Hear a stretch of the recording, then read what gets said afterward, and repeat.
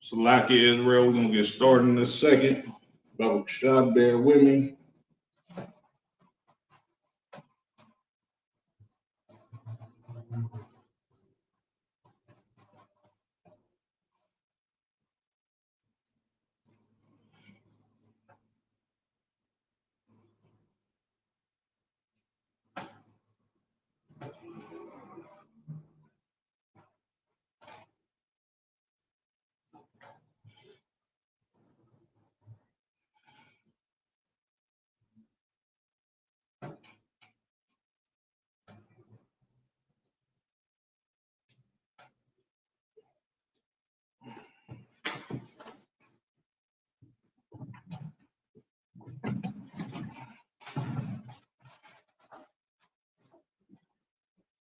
Yabba Shem Yahshua Barakatham, Matam Yad. Slack it. Yabba Shem Yahshua Barakathah, Matam Yad. If you could, Baba Kasha, I put a 1 in the chat if you could hear me clear.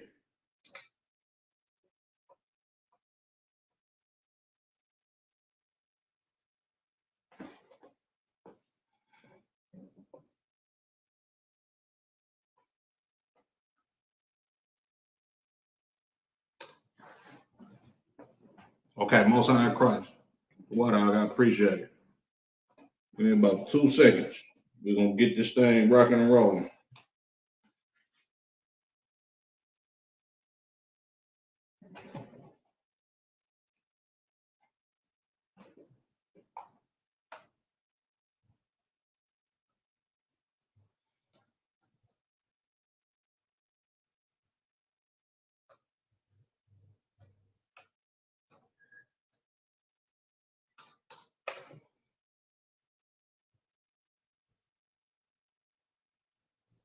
That's crazy.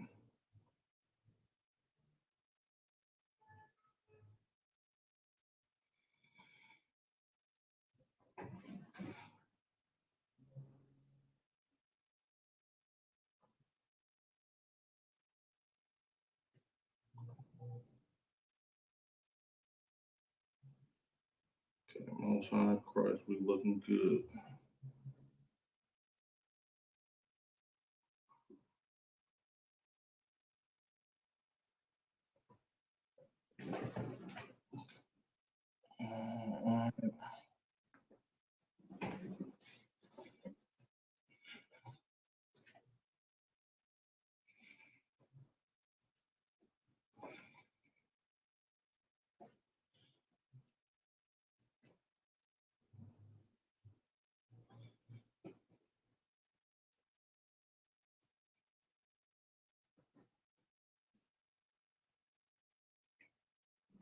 Water Israel for bearing with me. Salakia.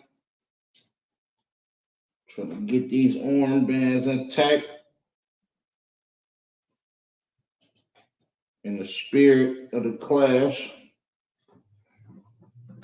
spirit of warfare, of course, the spirit of our forefathers.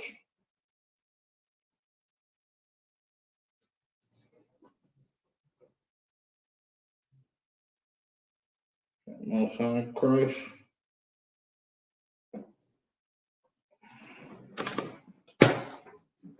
Yahweh Shem Shah Baraka Thumb to the brothers. Yahweh Shamar Allah Thun by Shem Shah to the sisters.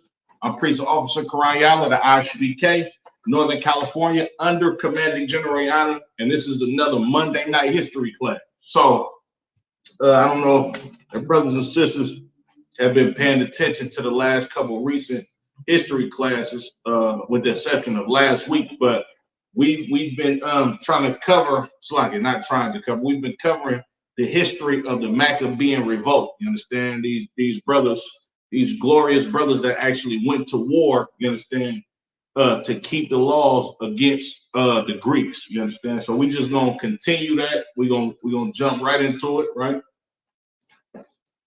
Well, quick recap. So where we left off last time was this was coming to the end. We came to the end of Mattathias's life, you understand? And this brother, he held the charge over the children of Israel and leading us in this war against these Greeks, you understand?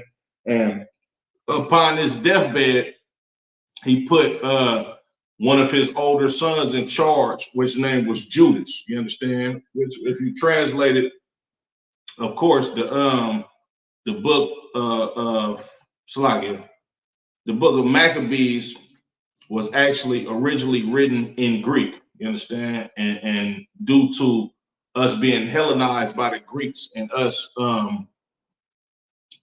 being forced to keep the customs of the Greeks, this is how we learn to speak Greek and act like Greeks, and of course, conduct ourselves like Greeks. So Judas, you understand, being an Israelite, the word Judas translates to Judah or Yahweh in the Hebrew. You understand? This brother's name was Judas, and they called him Judas Maccabeus. You understand?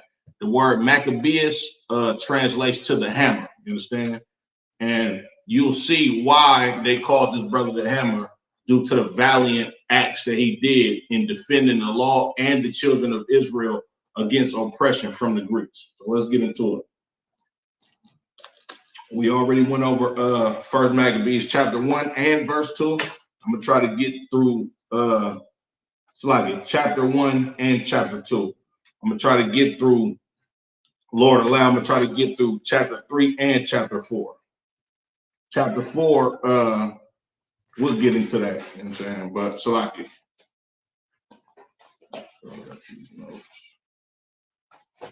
Most High Christ. This is the book of First Maccabees, chapter 3 and verse 1. Then his son Judas Maccabeus rose up in his stead. This Judas Maccabeus, this is Mattathias' son. You understand? He rose up in the stead of his father to lead the children of Israel into battle against these Greeks. You understand? And all his brethren helped him. And so did all they that held with his father. And they fought with cheerfulness the battle of Israel. So he gat his people great honor and put on a breastplate as a giant and girt his warlike harness about him. And he made battles, protecting the host with his sword.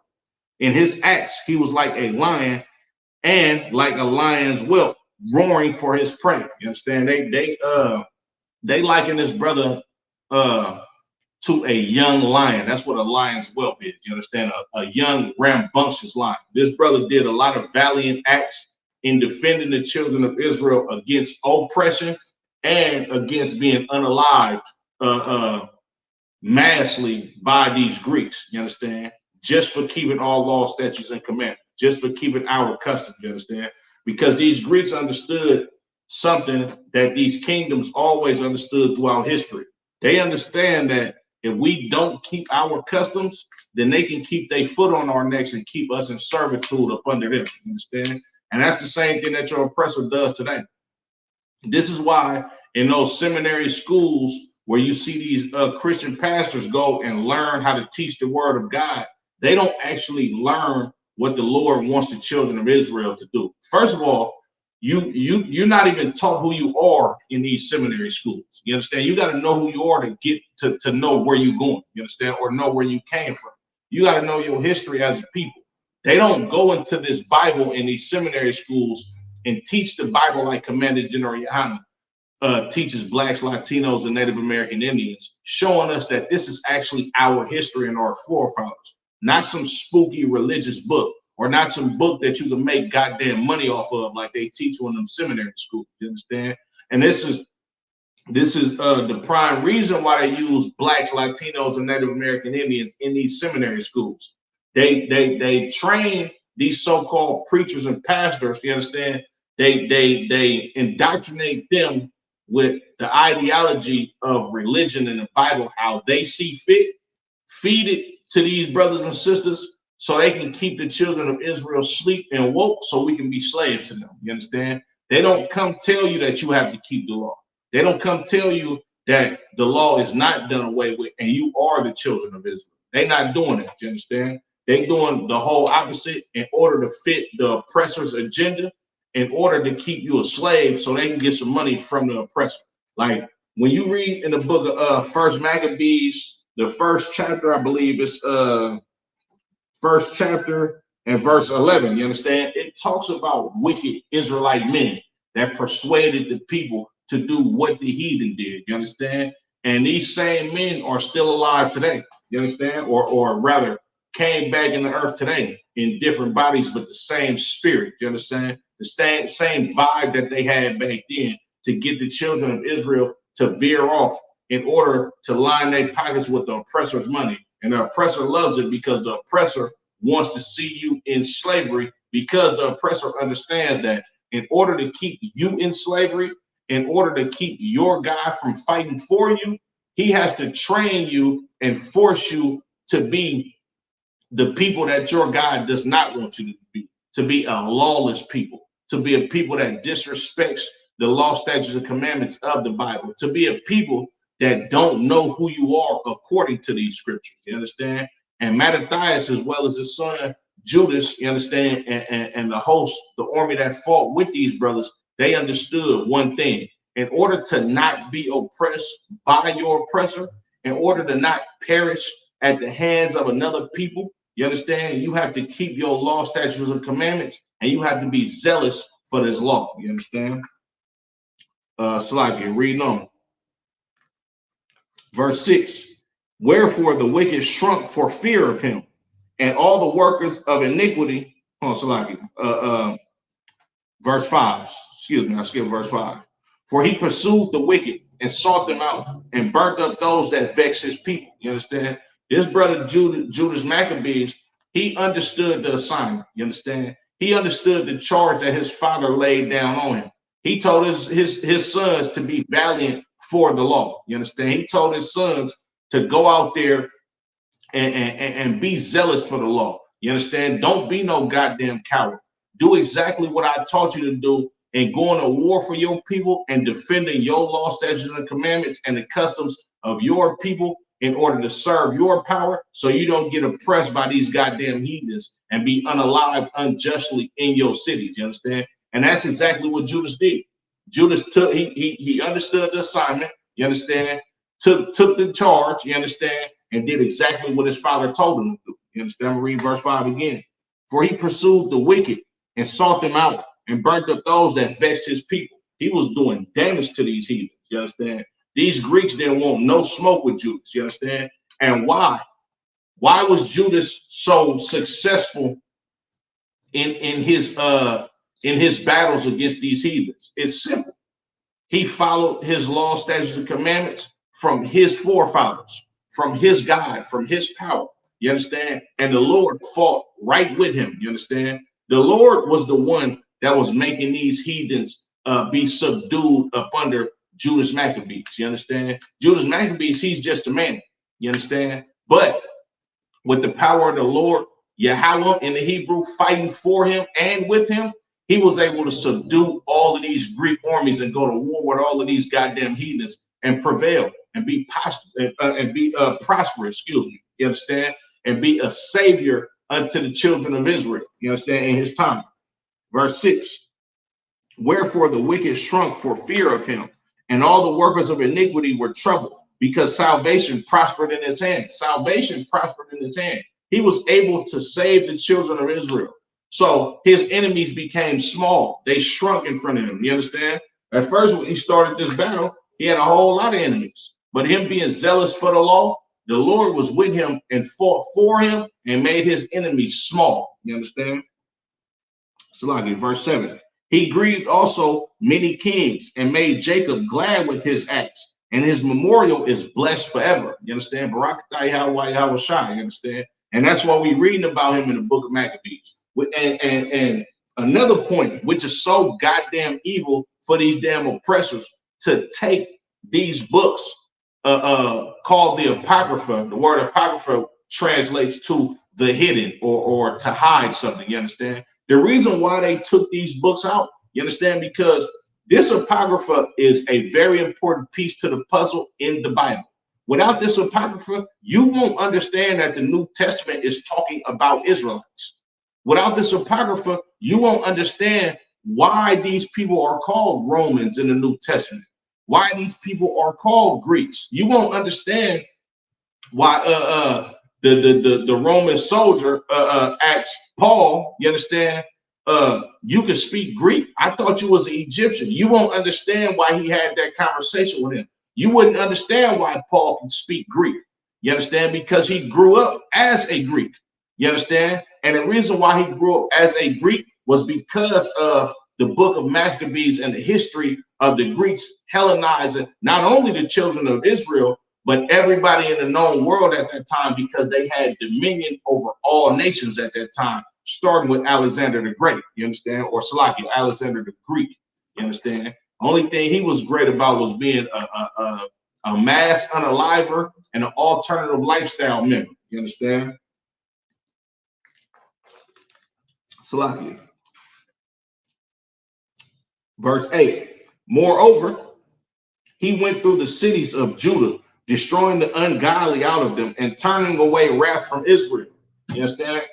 Judas, he was on a mission that his father sent him on, a mission that the Lord put the spirit on his father to send him on after his father did many valiant acts. He went through all of the cities of Judah and got these goddamn heathens and the ungodly of the children of Israel out of there and put away wrath from the children of Israel. He cleaned house.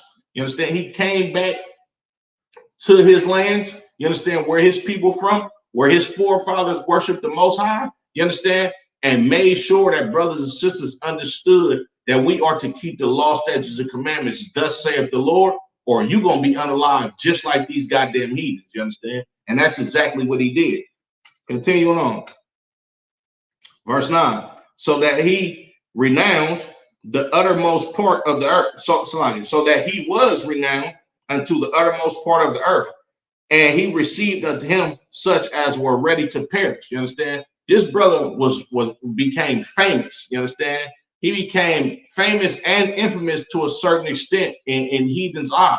You understand? This brother wasn't playing. He was about the Lord's business. And he received unto him those that were ready to perish. You got to understand, right? This is the time of the Greek Empire. You understand? And they've been ruling over us for about damn near 150 years at this point in time. You understand? And we've been getting unalive. They robbed our temples. You understand? They unalived our innocents. You understand? They unalived our babies and the mothers who circumcised them. You understand? We going through hell and turmoil. So these brothers that were ready to perish, that they basically was ready to give up on life. You understand? But this brother Judas Maccabeus, you understand? Judas the Hammer, you understand?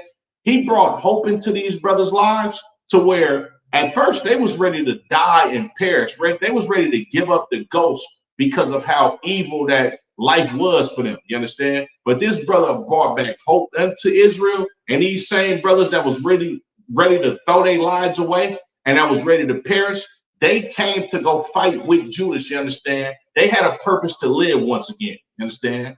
Judas restored pride, integrity, dignity in being a goddamn Israelite when you goddamn Greeks was slaughtering the children of Israel just because you didn't want us keeping our law, statutes, and commandments, serving our power in order to keep us in slavery. You understand? Salakia. Reading on. Verse 10. Then Apollonius gathered the Gentiles together and a great host out of the city of Samaria to fight against Israel. Now Apollonius, right?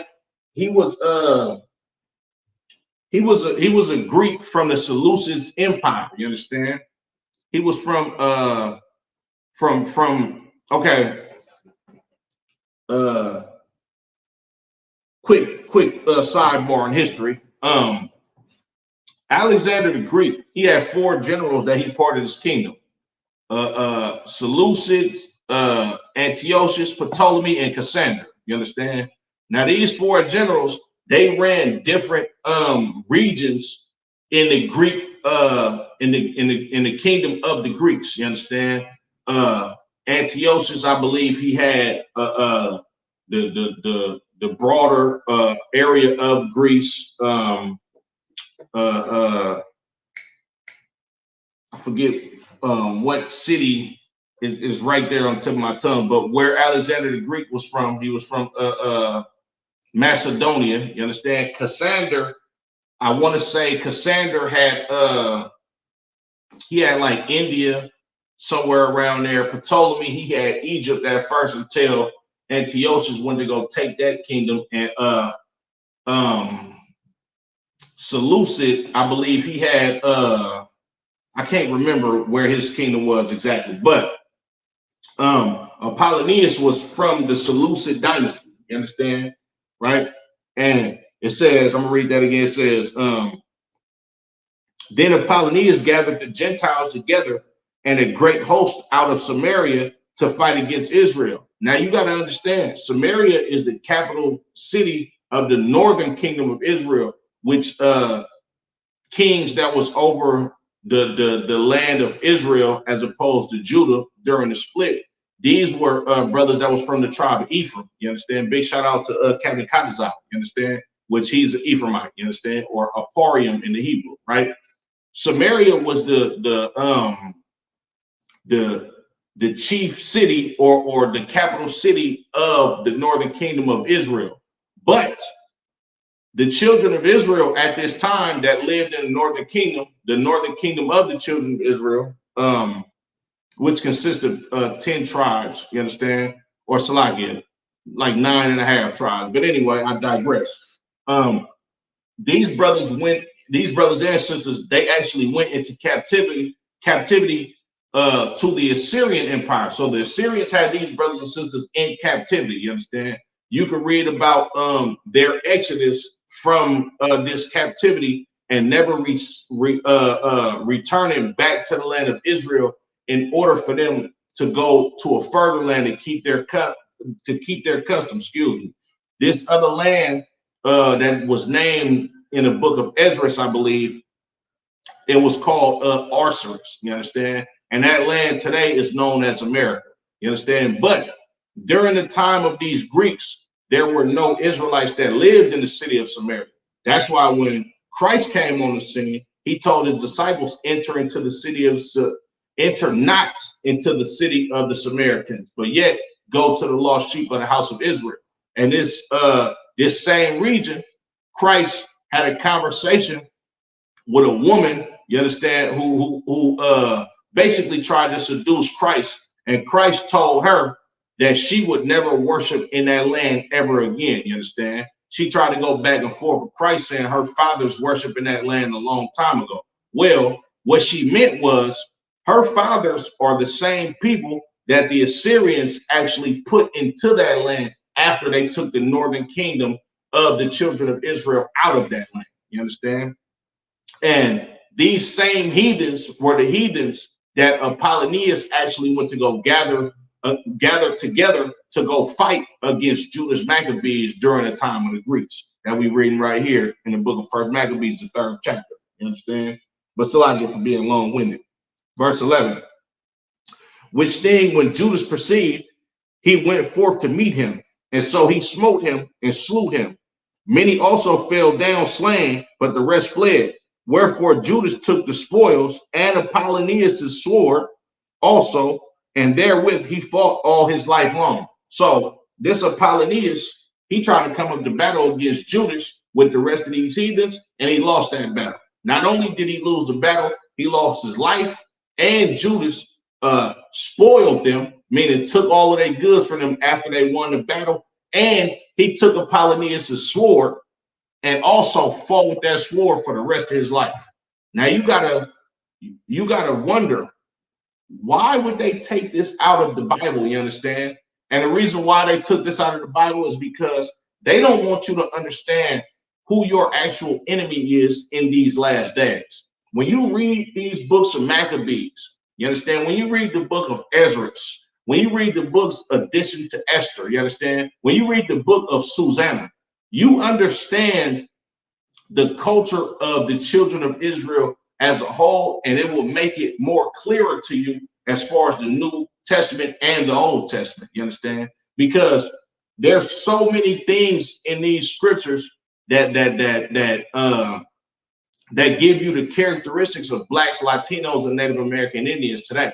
You understand? In layman's terms, what happened was, if in these times, if this was to happen in these times, Judas Maccabees would be a brother that went to go slide on somebody, took his gun from them, and did the rest of his warring with that same person's gun. You understand? These are valiant acts of black men. You understand? You don't get this type of history from no other people. You understand? And the reason why they took this out of the scriptures is because if you actually read the Apocrypha, if you dig deep and thoroughly through these books, you understand?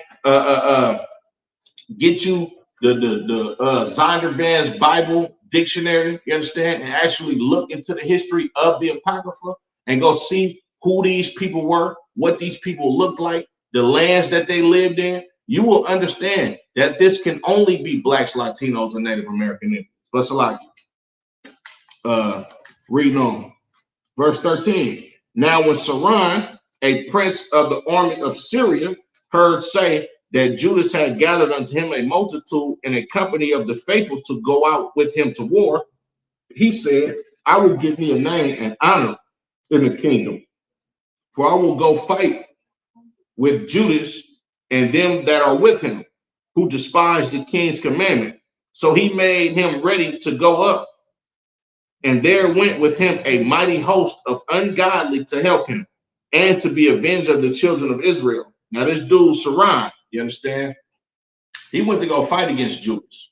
He was like, okay, this dude, he's making an uproar in the kingdom of the Greeks. He's famous for being a great, strong warrior.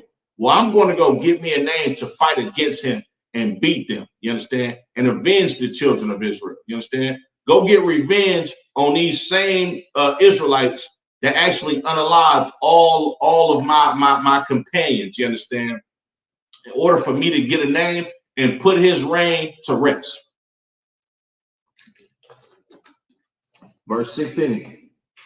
And when he came near to the going up of Beth Horon, Judas went forth to meet him with a small company, who, when they saw the host coming to meet him, and said unto Judas, how shall we be able, being so few, to fight against so great a multitude and so strong, seeing we are ready to faint with fasting all this day? Unto whom Judas answered, it is no hard matter for many to be shut up in the hands of a few, and with the God of heaven it is all one, to deliver with a great multitude or a small company. Now this brother Judas, he brought out a small company to go to war against this big massive army, you understand? And these brothers, they was kind of scared. They was like, look, man, we ain't got the strength for this. We've been fasting all day. You understand? We tired. You understand? We hungry. We don't have enough energy for this. You understand? And what happened was Judas had faith in the Lord.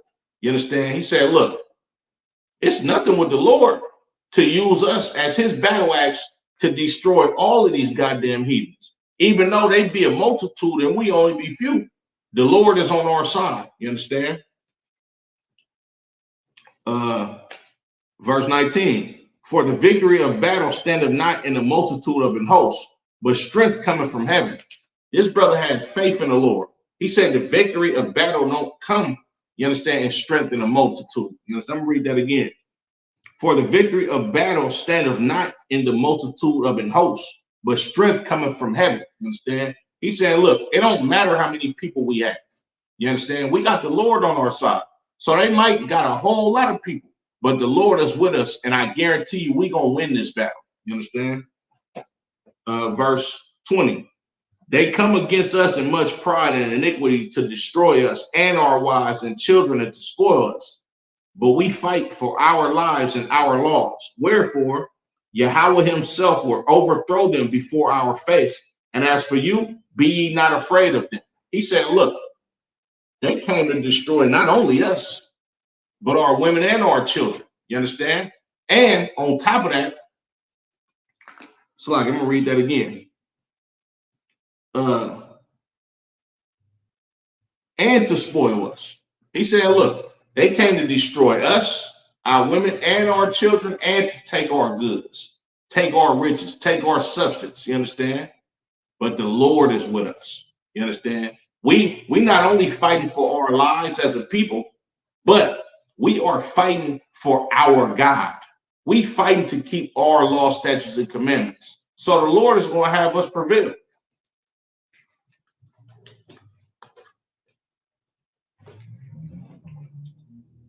Verse 22 again. Wherefore Yahweh himself will overthrow them before our face. And as for you, be ye not afraid of them. He said the Lord is going to destroy them. Not we going to win this battle by ourselves because we so strong and mighty. No, the Lord is on our side. The Lord is going to overthrow them before our face. You understand? Read on. And as for you, be ye not afraid of them. You know what I'm saying? He's telling these brothers, have courage, be valiant. You understand? Because the Lord is on our side. Verse 23. Now, as soon as he left off speaking, he leapt suddenly upon them, and so Saran and his host was overthrown before him. And they pursued them from the going down of Beth Horon unto the plain, where were slain about 800 men of them. And the residue fled into the land of the Philistines. Then began the fear of Judas and his brethren, and an exceeding great dread to fall upon the nations round about them. And so as much as his fame came up to the king, and all nations talked about the battles of Judas. So this brother was moving so mean, you understand, had so much zeal for the law of the Lord, you understand, that this brother was actually defeating multitudes of armies with only a few people at certain times. In so much that the king, Antiochus, eventually get to hearing about all of these battles and wars that he fought, and all of the rest of the nations that lived round about the children of Israel at that time, they were scared of Judas. They ain't want no smoke. This brother had God on his side. This brother had Yahweh, our power, on his side. You understand? And that's what's so important about them taking this book out of the Bible. You understand? If you got blacks, Latinos, and Native American Indians that don't understand that you are supposed to be zealous for the law like these brothers. Now, we're not advocating that brothers and sisters go out to go try to fight the oppressor, you understand, with carnal weapons. You understand? Because the scriptures say the weapons of our warfare are not carnal. You understand? We're not telling you to pick up guns and knives to try to go overthrow the government. Nah, we're not saying that. But what you do have to do, you have to fight a spiritual warfare with your oppressor. And what does that consist of? You got to come out of celebrating these filthy, wicked holidays. You got to come out of the mind frame of being a goddamn Christian or a Muslim or a Buddhist.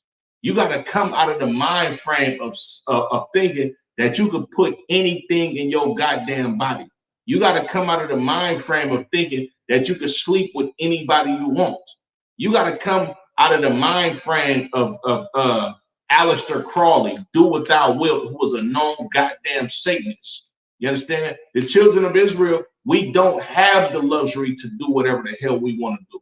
Because if you do what you want to do and not what the Lord wants you to do, you will perish. Thus saith the Bible. You understand? Salakia.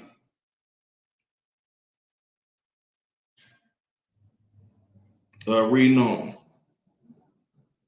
Verse 27. Now when King Antiochus heard these things, he was full of indignation. Wherefore he sent and gathered together all the forces of his realm, even a very strong army. He opened also his treasure and gave his soldiers pay for a year, commanding them to be ready whensoever he should need them. Man, look, Antiochus, he's scared. He's spooked right now.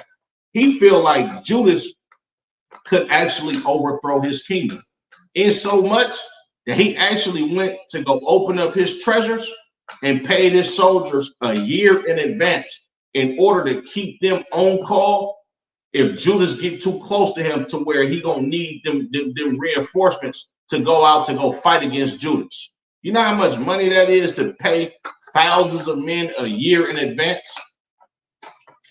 It's a whole lot of money. You understand? It's a whole lot of gold and silver that he had to empty out of his damn banks. Continuing on. Verse 29. Nevertheless, when he saw that the money of his treasures failed, and that the tributes in the country were small because of the dissension and plague which he had brought upon the land, and taking away the laws which had been of old time, he feared that he should not be able to bear the charges any longer, nor to have such gifts to give so liberally as he did before, for he had abounded above the kings that were before him. So King Antiochus, he got a big problem on his hand. You understand? He running out of money in order to have the dominion over your kingdom. You understand? In order to be able to feed the people and pay your people, you got to have money. But he's running out of money because he got rid of the laws. He got rid of the laws that the Lord wanted the children of Israel to influence people to keep. And what does that do? Our laws, our laws are built on brotherhood. You understand? Brotherhood in this. Treat each other how you want to be treated in order for the kingdom to thrive. I can't cheat you. I cannot sleep with your wife. You understand? I can't defraud you on any business. You understand? We're not supposed to eat all of these type of unclean animals. He took away all these laws. So now it's quarrels among the people and it's chaos among the people. Not only is it chaos and dissensions among the people, it's plagues among these people, because you can't be a homosexual. So like, you can't be an alternative lifestyle member. You can't be somebody that eats all of these goddamn abominations. He took all of these laws away that governed the land in righteousness and made the kingdom move smooth and smooth sailing. And now all of these goddamn heathens, and of course some of the children of Israel that's still in his realm, they are not prospering because these laws have been taken away, and now it's turmoil and chaos going on in his kingdom. You understand? And that goes to show you that these laws in this Bible, this governs a righteous kingdom so everybody can move smoothly. But this King Antiochus, this Greek, of course, he don't understand this because he not letting the children of Israel actually rule how we supposed to rule. He not letting us be an independent nation how we supposed to be. You understand? He's not actually learning from the children of Israel on how to run a nation and make it smooth sailing for all the people. You understand? He's not letting the children of Israel be the influence over the whole damn planet Earth like how we supposed to. So what's going on in his kingdom is skirmishes, is fights, and it's plagues in his kingdom. You understand? Because he took away the laws. Reading on. Verse 30 again. He feared that he should not be able to bear the charges any longer, nor to have such gifts to give so liberally as he did before, for he had abounded above the kings that were before him. Yeah, his kingdom was bigger than the kings that was before him. He was a greater king than them, so he had more responsibility. but he seen that his money started failing because of the laws that he took away that was from the days of old, and it started crippling his kingdom. He started losing money. He started losing power. So he had to come up with another plan. Verse 31, wherefore, being greatly perplexed in his mind, he determined to go into Persia, there to take the tributes of the countries and to gather much money. So he left Lysias, a nobleman and one of the blood royal, to oversee the affairs of the king from the river Euphrates unto the border of Egypt, and to bring up his son Antiochus until he came again. So he came up with the brilliant plan. Look, I'm losing money.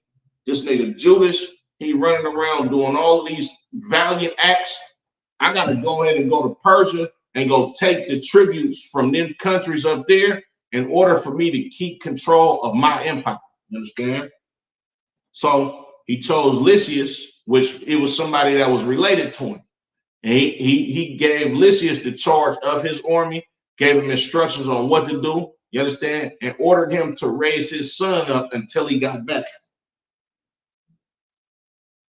Verse 34, moreover, he delivered unto him the half of his forces and the elephants, and gave him charge of all things that he would have done, and also concerning them that dwelt in Judah and Jerusalem, to wit, that he should send an army against them to destroy and root out the strength of Israel and the remnant of Jerusalem, and to take away their memorial from that place, and that he should place strangers in all their quarters and divide their land by lot. So the king took the half of the forces that remained and departed from Antioch, his royal city, the 147th year. And having passed the Euphrates, he went through the high countries. Then Lysias chose Ptolemy, the son of Doremus, and Nicanor and Georgius, mighty men of the king's friends. And with them he sent 40,000 footmen and 7,000 horsemen to go into the land of Judah and to destroy it, as the king had commanded. So the king gave him charge. He about to leave, go to Persia, get the money for the Persians, but he like, look, I'm finna give you half of my army. Y'all go and decimate Jerusalem. Go kill them niggas down there. Go kill all Salakia. Go unalive all of those Israelites, you understand? And wipe the memory off of the face of the earth about them. You understand? So he following the charge. Salakia, he's following the order.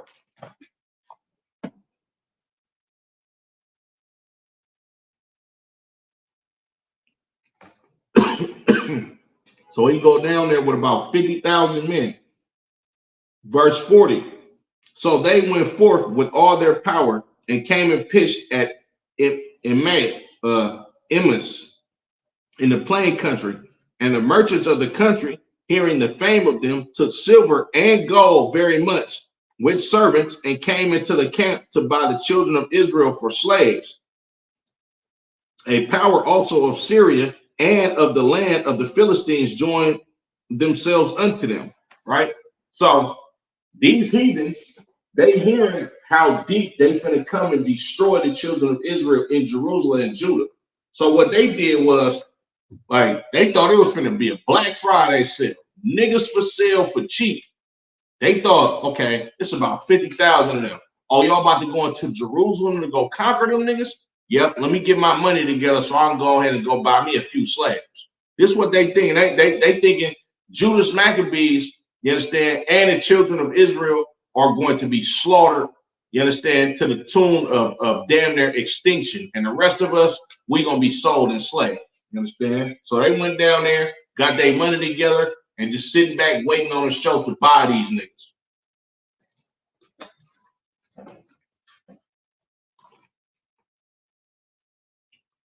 Verse 42. Now when Judas and his brethren saw that miseries were multiplied, and that the forces did encamp themselves in their borders, for they knew how the king had given commandment to destroy the people and utterly abolish them, they said one to another, let us restore the decayed estate of our people, and let us fight for our people and the sanctuary. Then was the congregation gathered together, that they might be ready for battle, and that they might pray and ask mercy and compassion. Look, They ain't run from it. They got with it. You understand? They met this battle head on. But the important thing that they did before they actually went to battle, they prayed to the Lord and asked for mercy and compassion. You understand? Salakia. I'm gonna read a precept real quick.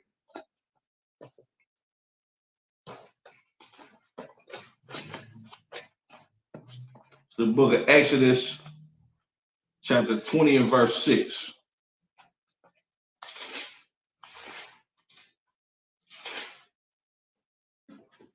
And showing mercy unto the thousands of them that love me and keep my commandments. The Lord is about to show mercy on the children of Israel for keeping his commandments. You understand? Salaki, I got another one for y'all. Jeremiah chapter 32 and verse 38. Salaki, not 32 and 38. No, yeah, that is where I want. Jeremiah 32 and 38.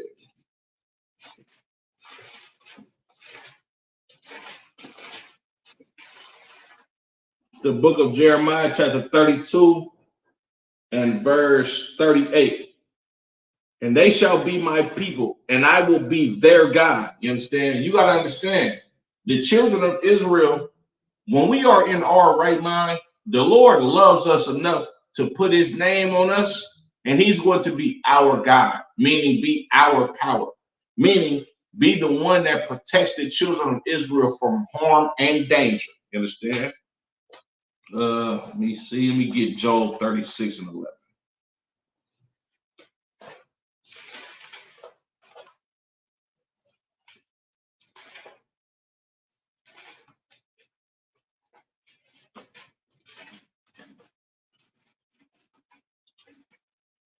The book of Job, chapter 36 and verse 11.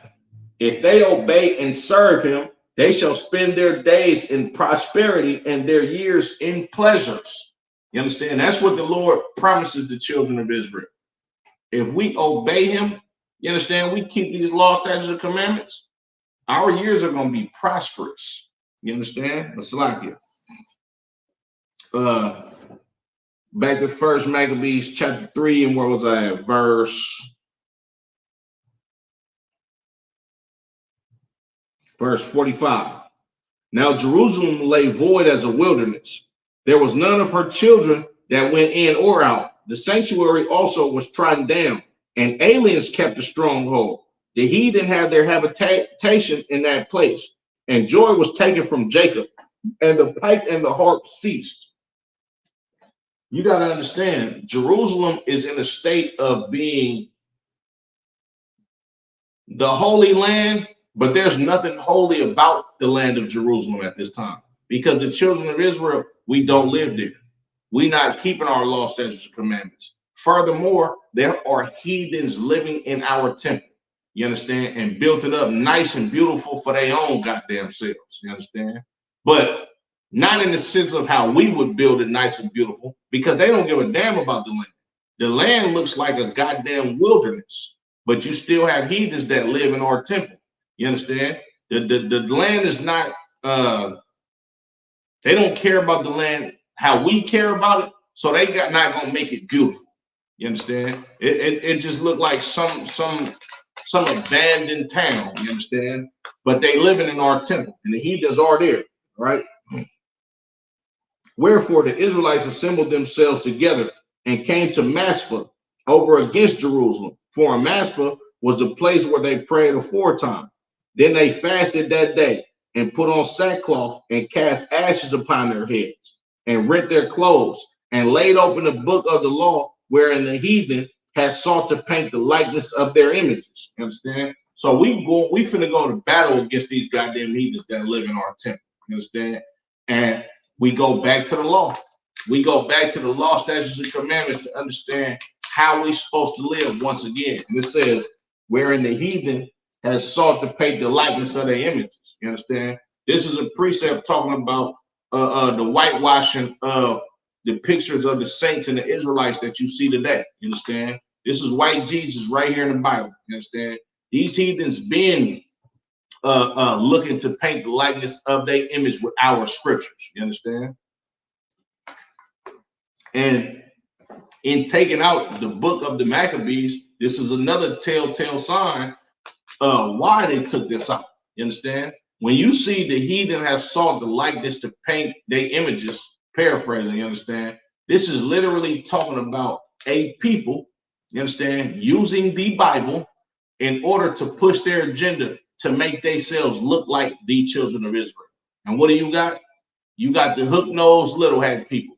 You understand? You got Caucasian Jesus. You understand? You got naked white baby angels. That's what's going on right here. You understand? And this is where they get it from. Continuing on. Verse 49. They brought also the priest's garments and the first fruits and the tithes and the Nazarites they stirred up, who had accompanied who had accomplished their days. Then cried they with a loud voice toward heaven, saying, what shall we do with these, and whither shall we carry them away? For thy sanctuary is trodden down and profane, and thy priests are in heaviness and brought low. And lo, the heathen are assembled together against us to destroy us. What things they imagine against us thou knowest. How shall we be able to stand against them, except thou, O God, be our help? Then sounded they with trumpets and cried with a loud voice. And after this, Judas ordained captains over the people, even captains over thousands, and over hundreds, and over fifties, and over tens. But as for such as were building houses, or had betrothed wives, or were planting vineyards, or were fearful, those he commanded that they should return every man to his own house according to the law. You understand? So these brothers and sisters is praying. You understand? Praying that the Lord have mercy on us in order for us to defeat this mighty strong army of a damn near about 50,000 people coming at us to fight against us. You understand? And we praying long and hard. You understand? Right? And asking mercy from the Lord. You understand? In order to assist us in defeating these heathens and going to battle against them for the greater good of the children of Israel and the temple. You understand?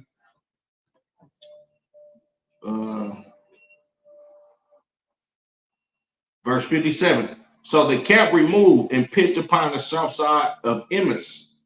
And Judas said, arm yourselves and be valiant men, and see that ye be in readiness against the morning, that ye may fight with these nations that are assembled together against us to destroy us and our sanctuary. For it's better for us to die in battle than to behold the calamities of our people and our sanctuary. Nevertheless, as the will of God is in heaven, so let him do. So this brother Judas, he's giving these brothers courage. You understand? He's encouraging these brothers to actually go out and battle and fight rather than to stay alive and be a goddamn slave, you understand, up under the hands of these heathens. It would be better for us to fight and die in battle, you understand? So he charging brothers up. He getting them ready to go to war, you understand, with this army of 40 some odd thousand heathens, you understand? The book of Maccabees, First Maccabees, chapter 4, starting at verse 1. Then took Georgius 5,000 footmen and 1,000 of the best horsemen, and removed out of the camp by night, to the end he might rush in upon the camp of the Jews and smite them suddenly. And the men of the fortress were his guides. Now when Judas heard thereof, he himself removed, and the valiant men with him, that he might smite the king's army which was at Emmaus. So these heathens, they finna run into Jerusalem to go destroy Judas and his army. But Judas, he already know they plan. So what he did was he actually went, you understand, to go smite them on the other side of their garrison. You understand? So they coming in, but Judas got the drop on them. So they leave before they can get there in order to go to get the upper hand on the rest of this army. You understand? Verse 4.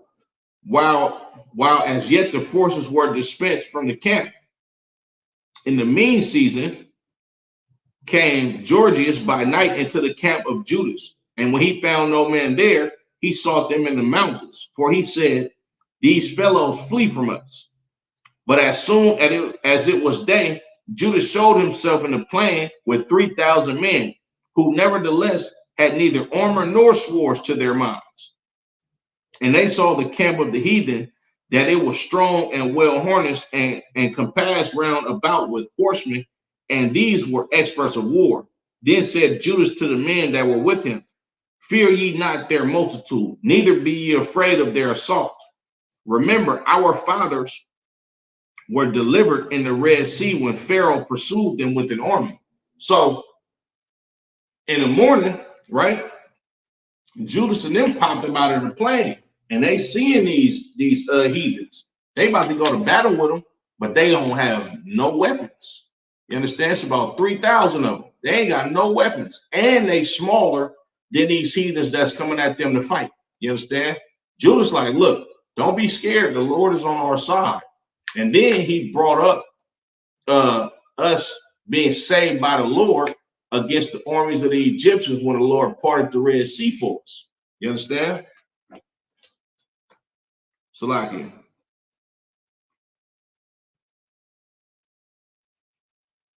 Verse 10.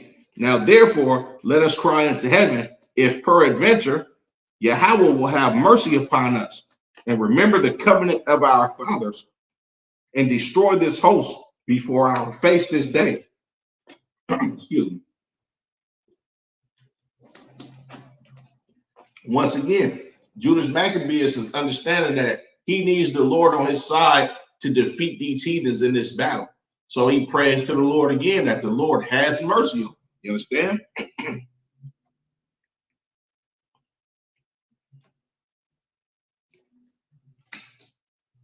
Verse 11, that all the heathen may know that there is one who delivereth and saveth Israel. You understand? He's asking for help from the Lord. So not only that they can get through this battle, so that all of these heathens know that the Lord is the power of the children of Israel. The Lord is the reason why the children of Israel will prevail. He's giving the Lord his glory as the Lord deserves, just like the Lord wants. You understand? Verse 12. Then the strangers lifted up their eyes and saw them coming over against them. Wherefore they went out of the camp to battle. But they that were with Judas sounded with their trumpets. So they joined battle, and the heathen, being discomfited, fled into the plain. Howbeit, all the hindmost of them were slain with the sword, for they pursued them unto Gazaria and unto the plains of Idumea and Azotus and Jamnia, so that there were slain of them upon 3,000 men. You understand? The Lord was with these brothers again. They go into battle with them with no weapons. You understand? Sounding their trumpets after they just prayed that the Lord will have mercy on them. You understand? And they discomfited them. You understand? To the point to where they fled to Idumea. Now, if you understand where Idumea is, Idumea sits on the southern parts or the southern borders, you understand, of the land of the children of Israel. And Idumea, for brothers and sisters that don't know, that's a Greek translation of the word Edom. You understand? Idumean is an Edomite. You understand? These Idumeans or these Edomites, you understand? This is where they known region where all of them came from originally. You understand? Salakia. And it says they also when they was fleeing, they also slew 3,000 men that was in the back that didn't make it. You understand? They slew 3,000 of them heathens. You understand? Verse 17. And said to the people, be not greedy of the spoils, and so as much as there is a battle before us. So Judas, he telling his brothers, man, look, don't be greedy in these spoils. Get what you could, you know what I'm saying? Because we're in the heat of this battle. You understand? We'd come back and get the rest of that stuff later. Get what you could, but we got a battle at hand, right? And Georgius and his host are here by us in the mountain. But stand ye not against our enemies and overcome them. But stand ye now against our enemies and overcome thee. And after this, ye may boldly take the spoils. So he's saying, look, after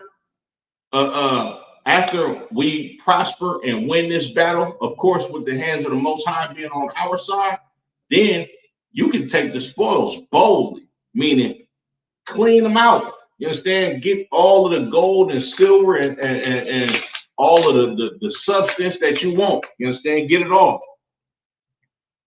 Verse 19, as Judas was yet speaking these words, there appeared a part of them looking out of the mountain, who when they perceived that the Jews had put their host to flight and were burning the temples for the smoke that was seen, declared what was done. When therefore they perceived these things, they were sore afraid, and seeing also the host of Judas in the plain ready to fight, they fled every one into the land of strangers. Then Judas returned to spoil the tents, where they got much gold and silver and blue silk and purple of the sea and great riches. After this, they went home and sung a song of thanksgiving and praised Yahweh in heaven, because it is good, because his mercy endureth forever. You understand? So these brothers, they went to war, they went to battle.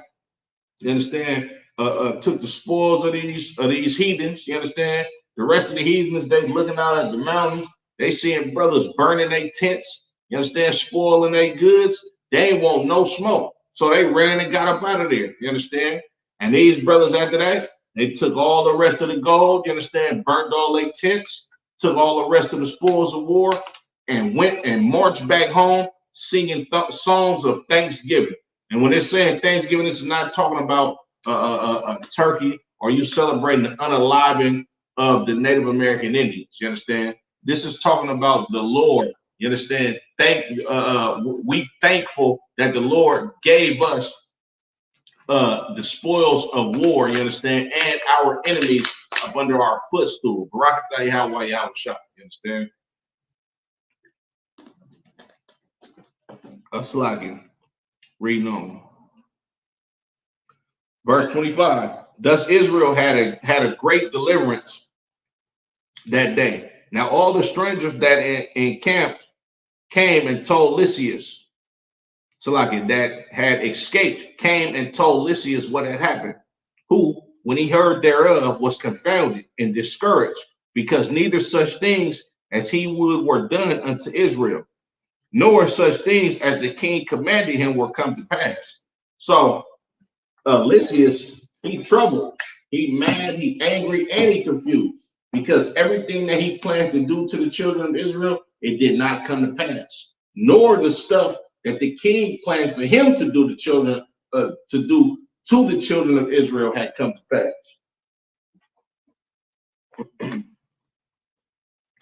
28. The next year, therefore, following Lysias, gathered together 70,000 choice men of foot and 5,000 horsemen, that he might subdue them. So they came into Idumea and pitched their tents at Bethsura, and Judas met them with 10,000 men. And when he saw that mighty army, he prayed and said, Blessed art thou, O Savior of Israel, who didst quell the violence of the mighty man by the hand of thy servant Jacob, and gavest the host of strangers into the hands of Jonathan, the son of Saul, and his arm bearer. Shut up this army in the hand of thy people Israel, and let them be confounded in their power and horsemen. Make them to be of no courage, and cause the boldness of their strength to fall away, and let them quake at their destruction. Cast them down, cast them down with the sword of them that love thee, and let all those that know thy name praise thee with thanksgiving. So they joined battle, and there were slain of the host of Lysias, about 5,000 men. Even before them were they slain. Now, when Lysias saw his army put to flight and the manliness of Judas's soldiers and how they were ready, were ready either to live or die valiantly, he went into Antiochia and gathered together a company of strangers. And having made his army greater than it was, he proposed to come again to Judea. So look, once again, Judas prayed to the Lord. You understand? And he didn't pray to the Lord in some prayer of being some soft, weak dude. The scriptures say the Lord is a man of war. This brother Judas, he actually went and prayed to the Lord that they would be triumphant in this battle. You understand?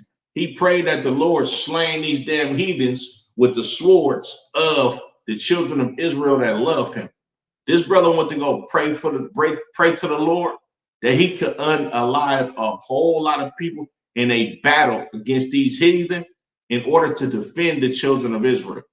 That's what type of men God wants. You understand? He don't want no purple wearing dude, you understand, that's talking about being swallowed up in the congregation and all of this weird alternative lifestyle talk. Nah, these was manly men. You understand? Like it says, so like I'm gonna read verse 35 again. Now, when Lysias saw his army put to flight and the manliness of Judas's soldiers and how they were ready to either live or die valiantly, he went to Antiochia and gathered together a company of strangers. And having made his army greater than it was, he proposed to come again into Judea. He seen how manly and valiant these soldiers was up under Judas Maccabees. So he went to go get reinforcements to make his own army stronger than what it was, so he can get into this battle. You understand? So he can hopefully try to defeat the children of Israel. But of course, if we keep these law, statutes, and commandments and we pray for mercy of the Lord on us, then can't nobody deal with us. You understand? These is men of war. These ain't no goddamn choir boys. You understand? This is the spirit that's supposed to be on Black, Latino, and Native American Indian men. You're not supposed to be some nigga that just go along and get along. You understand? Like I seen this nigga Steve Harvey. I seen a snippet of an interview he had with Monique, telling her we in the money game. You understand? The best thing you can do for poor people is not be one of them, which is a fucking coward thing to say to a sister that's speaking up about the unjust, for a sister speaking out against all of these little hack people, you understand, and the shady business deals that they do against the children of Israel. He said the best thing that you can do for poor people is not be one of them. Steve Harvey, you are a fucking coward. You understand? Because the best thing that you can do for poor people is to fight for poor people.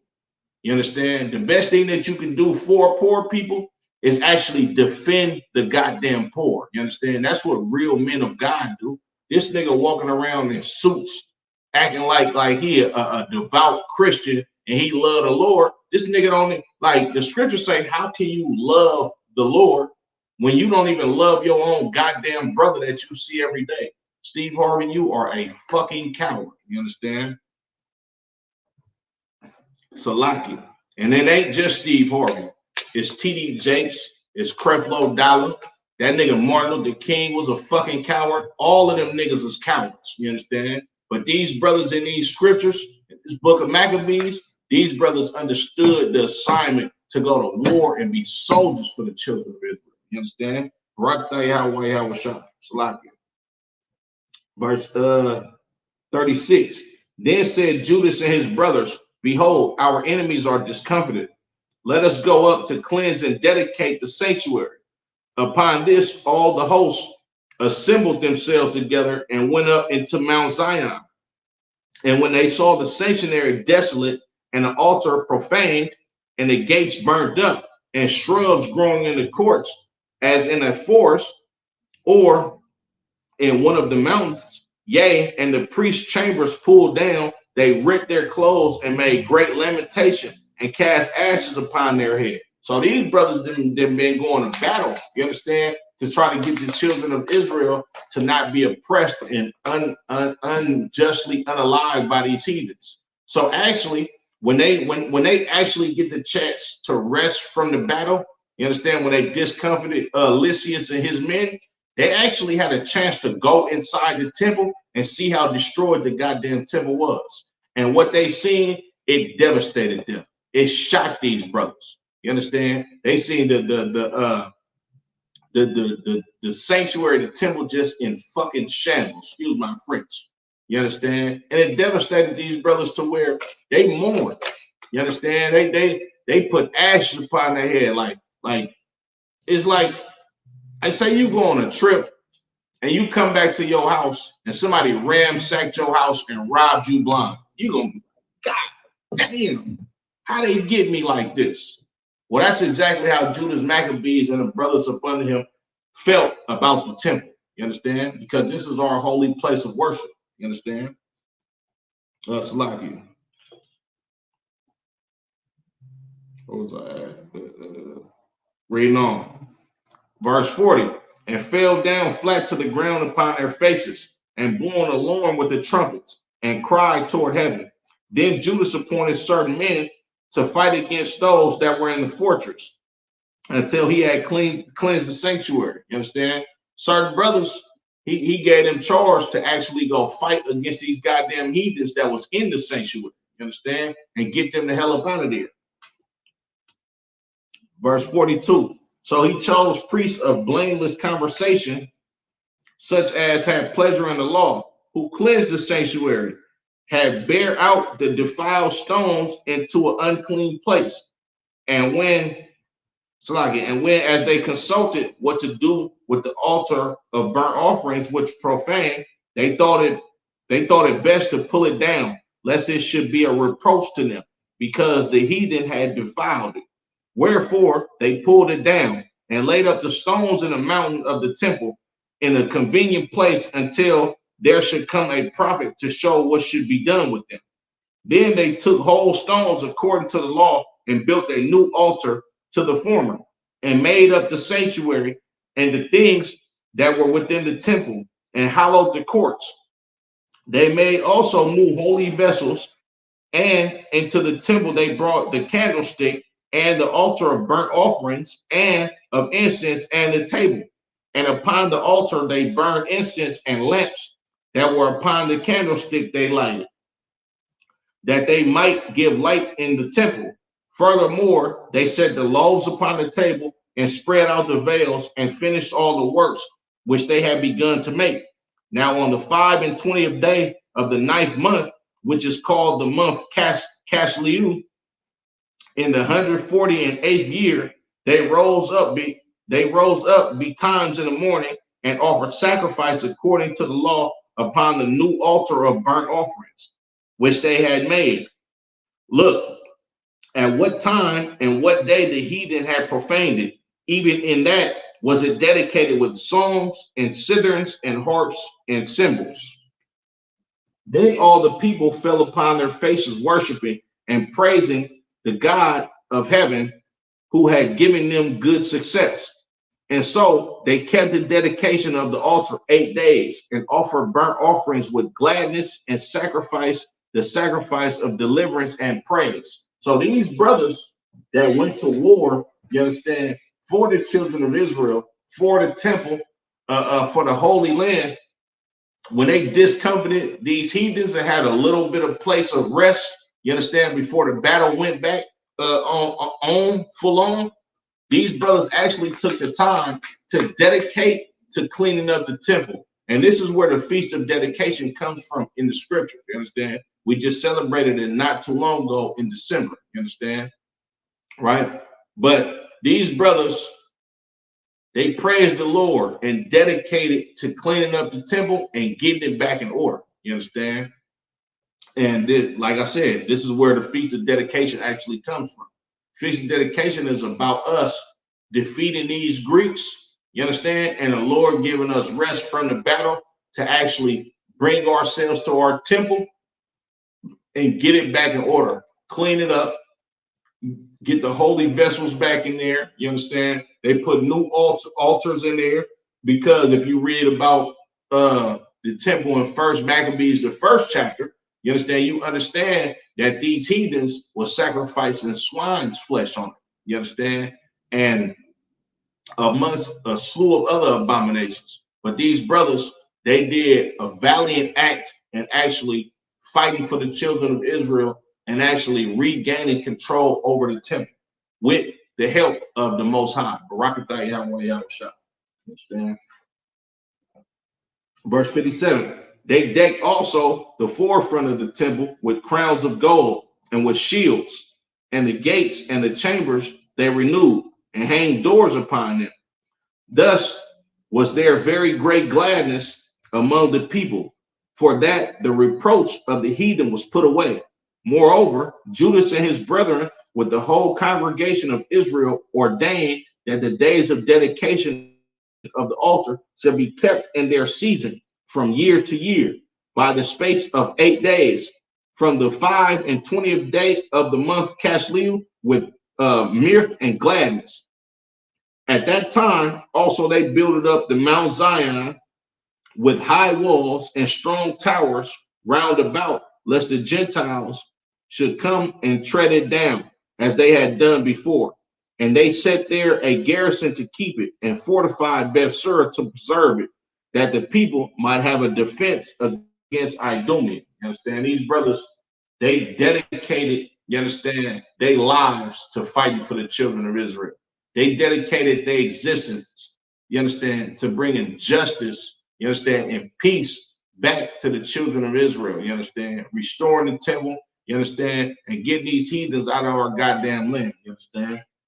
With that being said, I'm gonna go ahead and end it. This has been another Monday night history class, you understand. We're going over the Maccabean revolt.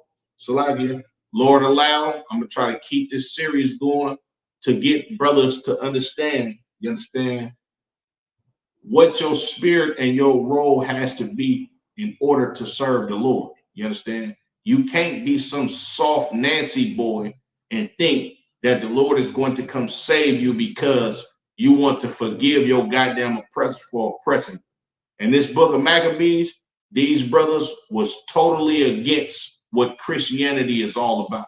We're not some goddamn soft choir boys that want to let bygones be bygones with the same people that slaughtered our goddamn ancestors and made us their slaves for 300 goddamn years. You understand? We want justice. And what justice is going to consist of is the children of Israel actually ruling over these goddamn heathens, you understand, when the kingdom comes. With that being said, I'm Priest Officer 500 Karayala, the ISUBK, under Commander General Yohana in Northern California. Make sure y'all subscribe to every ISUBK platform channel. You understand? We got the Feast of Purim coming up. Salakia. I don't have the date in front of me, but we got the Feast of Purim coming up. You understand? Real soon. Followed by the Lord's 55th annual Passover. You understand? April 20th. Hosted by the Commanding General Yohana. Is going to be this year in Durham, North Carolina, April 20th. Once again, you understand? Make sure you book your flights, pay that Passover fee. You understand? Pay them time. You understand? Yahweh Shem Yahweh Barak a thumb to the brothers. Yahweh Shamar a thumb by Shem Yahweh to the sisters. Shalom, Israel.